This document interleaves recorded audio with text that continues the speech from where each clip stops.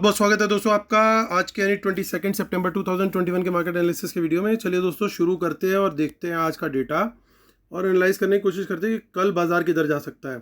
तो retail clients गए हैं मोस्टली बुलिश, डीआईएस ने किए हैं फिर से कुछ थोड़े से शॉर्ट, एफआईआईज ने किए हैं अगेन मिक्स पोजीशन दिख रही है एफआईज की,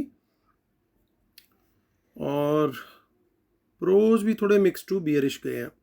चलिए अब इसको टोटलिटी में देखते हैं, पूरी पिक्चर को तो क्लियर होगी हमारे को, क्योंकि मिक्स काफ़ी चीज़ें दिख रही है। सो पहले स्टार्ट करते हैं इंडेक्स फ्यूचर से, रिटेल क्लाइंट्स, डीआईज, एफआईज और प्रोज। तो ध्यान से देखेंगे हम लोग कि 2 दिन पहले तक रिटेलर्स के पास थे 47,000 लॉन्ग, फिर हुए 49,000 लॉन्ग, अब हो गए 59,000 लॉन्ग। यानी आज रिटेलर ने लॉन्ग्स ऐड किए 13,000, शॉर्ट्स भी ऐड किए ऑलमोस्ट 3,000, तो नेट बाय आया इनका 10,000 का। तो 59,000 लॉन्ग हो गए इनके काफ़ी टाइम के, बड़ा नंबर है काफ़ी टाइम बाद। डीआईएस को देखें तो ऑलमोस्ट 90,000 शॉर्ट पे वो बैठे हुए हैं, लगभग यही नंबर इनका थोड़ा बहुत प्लस माइनस चल रहा है। वंस अगेन आज किसी ने मुझे लगता है कि बड़ा कोई स्टिमुलस मिला होगा इनको, तो उस स्टिमुलस के पैसे से इन्होंने 5 कॉन्ट्रैक्ट शॉर्ट किए डीआईएस ने। अब एफआईज के ऊपर आते हैं। एफआईआईज ने क्या पोजीशन ली है, बड़ा इंटरेस्टिंग डेटा दिख रहा है। 2 दिन पहले थे 35,000 ऑलमोस्ट, फिर हुए 38,000, आज रह गए हैं 27,000, which is I think one of the lowest numbers in long time. काफ़ी दिनों का बहुत मिनिमम नंबर है। लेकिन इसमें क्या ध्यान देने वाली बात है, दिख तो रहा है कि ओवरऑल 10,000 सेलिंग है, लेकिन longs closure are much higher than the shorts. तो इसका क्या मीनिंग है कि लॉन्ग तो इन्होंने क्लोज कर दिए, इनको लगा कि हमें लॉन्ग पोजीशन अभी नहीं रखनी चाहिए, निकल जाना चाहिए, लेकिन शॉर्ट्स क्रिएट करने में इनको बहुत ज़्यादा इंटरेस्ट इतना ज़्यादा नहीं दिखा। शॉर्ट्स बहुत कम क्रिएट किए इन्होंने। जैसे रिटेलर का माइंडसेट बिल्कुल क्लियर दिख रहा है कि रिटेलर बुलिश है तो लॉन्ग बहुत ऐड किए उन्होंने, लेकिन इन्होंने उस ताकत से अपने शॉर्ट्स ऐड नहीं किए हैं। हालांकि नंबर बहुत कम आ गया है, इसमें कोई डाउट नहीं है। प्रोज को देखते हैं। प्रोज ने कुछ लॉन्ग ऐड किए, कुछ शॉर्ट ऐड किए, तो बहुत बड़ा कोई इनका भी नंबर नहीं है, इट्स कम्प्लीटली इग्नोरेबल, हल्की फुल्की बाइंग है। सो मोर लाइक येस्टरडेज पोजीशन उनकी है, तो कोई मेजर चेंज मुझे वहाँ पे नहीं दिख रहा है। इंडेक्स कॉल के डेटा पे आते हैं। तो इंडेक्स कॉल के डेटा में क्या दिख रहा है, तो रिटेलर्स ने अपनी पोजीशन को स्विच किया है, कॉल राइटिंग से हट के अब वो नेट कॉल बाइंग करके मार्जिनली कॉल बायर्स हैं, तो बड़ी पोजीशन नहीं है उनकी यहाँ पे भी, कॉल में भी। एफआईआईज के पास आते हैं। एफआईआईज ने आज अपनी पोजीशन 1,87,000 से बढ़ा के 1,95,000 कर दी, और 2 दिन से लगातार ये अपनी कॉल्स को बढ़ाते जा रहे हैं। पॉइंट ये नोट करने वाला इसलिए भी है कि कल एक्सपायरी है, और एक्सपायरी से 2 दिन पहले से ये अपनी कॉल्स की पोजीशन को बढ़ा रहे हैं। तो अगर ये इतने बियरिश हैं तो ये इनको घटानी चाहिए थी, तो वो नहीं दिख रहा है। तो एफआईज ने यहाँ पे कॉल बाय की है, उसके अगेंस्ट कुछ राइटिंग भी की है, नेट बाय आया है 8400 कॉन्ट्रैक्ट्स का। प्रोज को देखते हैं। प्रोज क्लियर कट बियरिश है, कोई डाउट नहीं है इसमें। 39,000 कॉल बाय किए हैं, 75,000 सेल किए हैं, और लगातार इनका ये नंबर बढ़ रहा है। 2 दिन पहले ज़्यादा था, फिर घटा एकदम, और आज फिर बढ़ गया। सो प्रोज ने एक क्लियर स्टैंड अपना दिखा दिया कि वो लोग बियरिश है। अब 2,12,000 कॉल्स उनकी बिकी हुई हैं। इंडेक्स पुट के डेटा पे आते हैं। तो यहाँ पे रिटेलर वंस अगेन दिखा रहा है कि वो भी बिल्कुल बियरिश है, बुलिश है, माफ़ कीजिएगा। 3,17,000 कॉल्स रिटेलर्स की इस समय सेल में है, जिसमें इन्होंने करी है 63,000 पुट बाय की हैं और 1,05,000 पुट सेल की।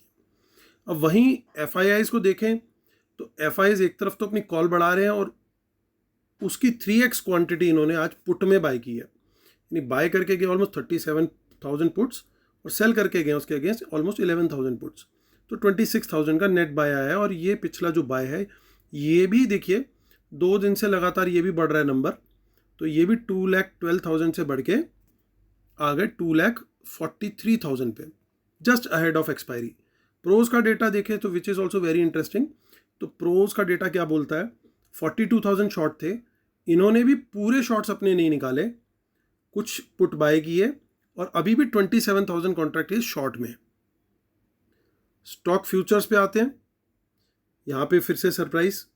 अब FIs बाकी जगह बियरिश पोजीशन बना रहे हैं, तो यहाँ पे शॉर्ट्स क्लोज करके जा रहे हैं, लेकिन लॉन्ग उतनी ताकत में नहीं लेके जा रहे। सो 2,78,000 इनका नेट बाय की वजह से अब नंबर आ गया। प्रोज का डेटा इज ओकेश टाइप, वो प्लस माइनस थोड़ा सा होता रहता है स्टॉक फ्यूचर्स में। स्टॉक कॉल्स में रिटेलर कॉल जरूर बेच के गया स्टॉक्स की, जिसको प्रोज ने कवर कर लिया, और पुट बाय करके गया। तो यहाँ पे रिटेलर जो है वो बियरिश व्यू ले रहा है स्टॉक्स के अंदर, और वहीं पे थोड़ा सा बुलिश व्यू ले रहा है FII। तो बड़ा इंटरेस्टिंग आज का डेटा है। शीट देखते हैं और फिर लास्ट में कंक्लूड करने वापस आएंगे। पहले NSE की साइड देख लेते हैं।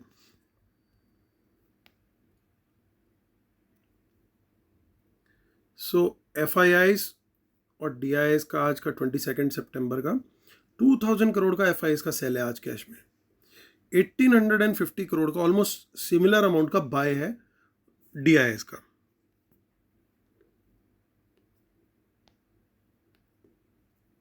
अब यहाँ देखते हैं, देखिए यहाँ पे तो कुछ बहुत ज़्यादा चेंज नहीं है ओपन इंटरेस्ट में, और निफ्टी ने भी कोई बहुत ज़्यादा चेंज आज नहीं दिखाया, ऊपर नीचे घूम के वहीं पे क्लोजिंग दे दी ऑलमोस्ट। अब चलते हैं हम 23 की कॉल में, यानी कल की एक्सपायरी की कॉल में। तो कुछ in the money call buying करते हुए दिखे हैं, बहुत ज़्यादा नहीं है। 17,000 की कॉल आज बाय हुई है, और in the money calls unwind भी हुई हैं आज अच्छी खासी निफ्टी में। सो रेजिस्टेंस का लेवल जो है वो क्लियरली प्लेस्ड है इस समय 17,600 पे। बहुत क्रूशियल लेवल है। बहुत कुछ डिपेंड करेगा, कल इसी लेवल के ऊपर खुलेगा बाजार या नीचे खुलेगा। अगेन अगर ऊपर खुल के सस्टेन करेगा तो ऊपर की तरफ, और नीचे खुल के सस्टेन करेगा तो सर्टेनली नीचे की तरफ। ये इतना क्रूशियल लेवल इस समय बना हुआ है, क्योंकि इस पे ही देखिए पुट राइटिंग भी है, तो यही सपोर्ट है सबसे बड़ी, और उसके बाद सेकंड सपोर्ट है 17,500 पे। और कुछ इन द मनी पुट्स यहाँ पे भी देखने को हमें मिल रही हैं कल की ही एक्सपायरी की। अब 30 सितंबर में चलते हैं। तो यहाँ पे कुछ इन द मनी कॉल हमारे को कोई खास नहीं दिख रही। 17,500 पे कुछ अच्छी क्वांटिटी दिखाई दे रही है जरूर, जो कि यहाँ पे इतना बड़ा कोई खास नंबर हमें देखने को नहीं मिल रहा है। और हम चलते हैं अब अक्टूबर की भी मंथली एक बार चेक कर लेते हैं, ऑल्दो नहीं है, कुछ खास नहीं है डेटा। चलिए अब हम लोग देखते हैं बैंक निफ्टी की तरफ चलते हैं। सो बैंक निफ्टी जो है यहाँ पे थोड़ा वीकनेस काफ़ी देखने को मिली आज, लेकिन 37,000 के ऊपर क्लोज देने में कामयाब रहा फिर भी, तो होल्ड किया। ऑल्दो अंडरलाइन नीचे बंद हुआ है, लेकिन फ्यूचर का लेवल ऊपर क्लोज हुआ है। और इसकी ऑप्शन चेन क्या बोलती है, कुछ इन द मनी कॉल थोड़ी बहुत बाय हुई है 36,000 पे, बाकी अनवाइंडिंग है। यानी जो कल हमें दिखी थी वो अभी भी इंटैक्ट हैं कॉल्स जो कल बाय हुई थी। सो 37,000 पे आज अच्छा खासा बाय सेल हुआ है। तो ये अगेन बिल्कुल जैसे 17,600 का लेवल है, बिल्कुल उसी तरीके से 37,000 का लेवल है। इसके ऊपर खुलेगा या नीचे खुलेगा उसी के ऊपर सारा मैटर डिपेंड करेगा। और खाली खुलना ही नहीं, थोड़ी देर सस्टेन भी करना बहुत ज़रूरी है मार्केट का। तो सपोर्ट अगेन यही लेवल सपोर्ट का है, और इसके बाद जो नेक्स्ट सपोर्ट दिख रही है वो 36,700 पे है। ऑल्दो टेक्निकल लेवल में 36,900 का भी लेवल अच्छा है काफ़ी सपोर्ट का। उसके नीचे बैंक निफ्टी सर्टेनली वीक है, और नेक्स्ट लेवल जो है वो 36,700 एंड देन 36,500 का लेवल है। सो यहाँ पे इन द मनी पुट्स हम देख लेते हैं एक बार। तो कुछ अनवाइंडिंग उल्टा दिखी है हमें यहाँ पे, देखिए इन द मनी पुट्स में अनवाइंडिंग हो रही है।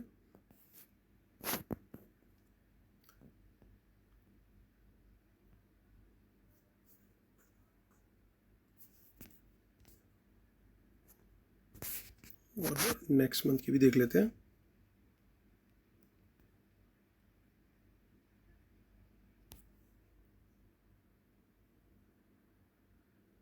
तो यहाँ पे भी कुछ इन द मनी कॉल दिख रही है, कुछ इन द मनी पुट्स यहाँ पे दिखाई दे रही हैं। चलिए चलते हैं। और अब शीट पे अब कंक्लूड करते हैं हम लोग। उससे पहले हम फटाफट डिस्क्लेमर पढ़ लेंगे। Knowledge sharing is for educational purposes only, these are not buy sell calls. Please consult your financial advisor before taking any action. Keep stop loss in system material world market should not have opposite trend. Watch out for market impacting news. Respect the levels and trade only on price action confirmation.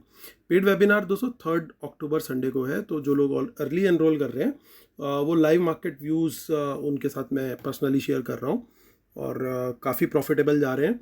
और जो लोग join करना चाहते हैं वो please मुझे email कर सकते हैं amitdhamijawan@gmail.com पे। और नीचे इस वीडियो के डिस्क्रिप्शन में भी वेबिनार की डिटेल दे रखी है। ट्विटर हैंडल इज अमित धमीजावान। टेलीग्राम चैनल है market analysis with Amit Dhamija and t.me/market analysis Nifty bank Nifty. तो चलिए दोस्तों, टाइम टू कंक्लूड। दोस्तों डेटा बड़ा क्लियरली एक मिक्स टाइप का निकल करके आ रहा है। एक तरफ तो FIIs सेलिंग तो कर रहे हैं बट शॉर्ट नहीं बना रहे, हालांकि नंबर्स बहुत कम हो गए हैं। One of the lowest numbers I think पिछले 1-2 महीने का। At the same time call buy कर रहे हैं और पिछली कॉल्स को कम नहीं करके जा रहे। साथ में ही पुट्स भी बाय करके जा रहे हैं और पिछले कुछ पीरियड का one of the highest number बना रहे हैं पुट्स में। देन स्टॉक फ्यूचर्स में भी लॉन्ग क्रिएट कर रहे हैं, यानी कहीं पे तो ये लॉन्ग ले रहे हैं। कॉल्स को देखें तो लॉन्ग है, फ्यूचर्स को देखें स्टॉक के तो लॉन्ग है, ये लोग बुलिश हैं।